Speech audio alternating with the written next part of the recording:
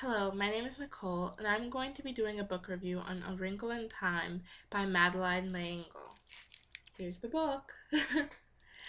I love this book. I've loved it since I was 10 years old, and I read it, and I was like a little outcast. And I think that you'll love it too. This book is about this girl named Meg, and she's around the middle school age, and she's just having a rough time. Her Both of her parents are scientists and they're exceedingly smart, but for some reason her school thinks that she's an absolute dunce. And in addition to that, her father has been away for quite some time, like a year or so. And people think that her father has left her mother, but he was really just working on government things for the government. And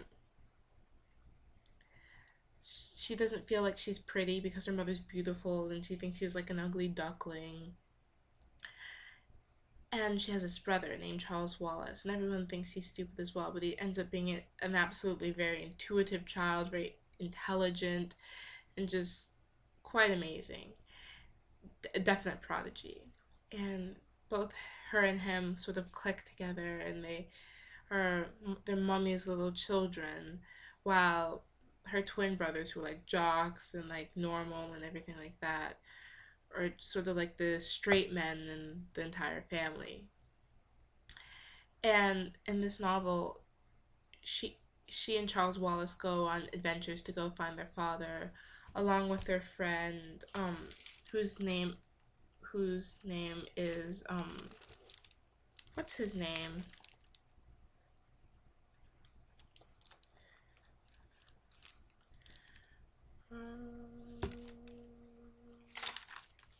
Peter. No, Calvin. His name is Calvin. And Calvin is also like Charles Wallace, who's very smart and intuitive, and he skipped grades.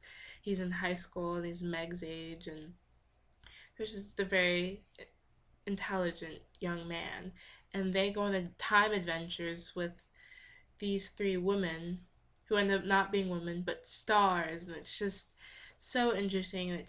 And you get introduced to the like theory, some sort of like concept of a time cataract, and that's interesting, and it teaches you the morals that like love conquers all, and it's just a really great children's book, and I really commend it. It's always like good to see a good children's book. I'm always amazed whenever I see one. It's really well written because they use such simplistic like words, but it's still beautiful. They make it beautiful with their syntax and their tone, and it's just good.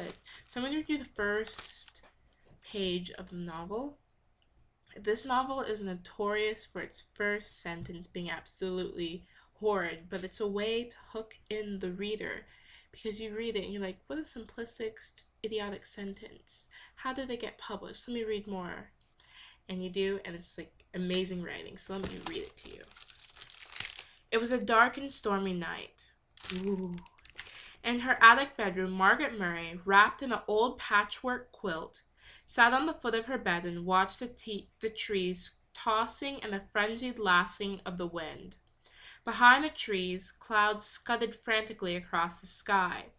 Every few moments the moon ripped through them, creating wraith-like shadows that raced along the ground. The house shook. Wrapped in her quilt, Meg shook. She wasn't usually afraid of the weather. It's not the weather, she thought. It's the weather on top of everything else. On top of me. On top of Meg Murray doing everything else wrong. I really like that. So check it out. I give this book a 5 out of 5 because it's like the perfect children's novel to me. It's perfect. So check it out, and if you think you're too old, make your kids check it out, or make some other young person check it out, and you'll love it. So, bye.